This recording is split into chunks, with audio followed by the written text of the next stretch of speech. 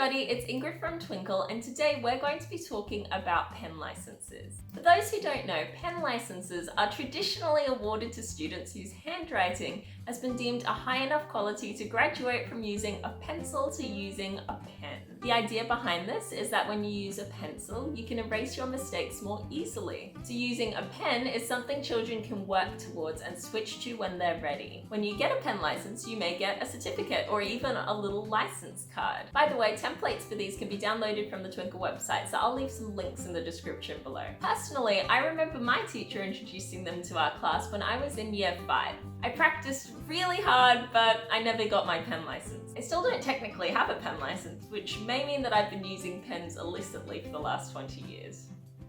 And on that note, pen licenses can be a bit of a controversial topic in the education world. And because of this, I thought I might share a couple of pros and cons on the tradition. Some of the benefits of pen licenses are that they can be used as a motivational tool to help students get their handwriting to a higher standard. They're an opportunity for students to work towards and achieve a fixed goal. And they also encourage students to be proud of their handwriting when it's of a high standard. However, as I mentioned, there are some cons to the tradition too. It can be upsetting or even embarrassing for learners who don't manage to get their pen license. Or some children, like dyspraxic students or those with poorer motor skills, may never get their handwriting looking neat enough to get their pen license. However, if you do want to introduce pen licenses to a class, there are a few things you can do to help. Give all students the opportunity to work with pens and pencils from an early age. This can help them feel more comfortable writing with different implements, and it'll stop some students from feeling left out of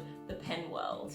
You could also introduce the idea of a pen license early on, such as year 3, for example. This will give children more time to work towards it. You could even replace the idea of a pen license altogether with a certificate of achievement. And this could go to students who show consistently high standards in their handwriting. It also helps to have very clear and consistent expectations for handwriting, with specific goals that students can work towards. There are plenty of helpful handwriting resources available on the Twinkl website to support learners with their letter formation, pencil control, fine motor skills, and handwriting skills in general. So make sure you have a browse around if you're interested. Thank you so much for watching and have a lovely day.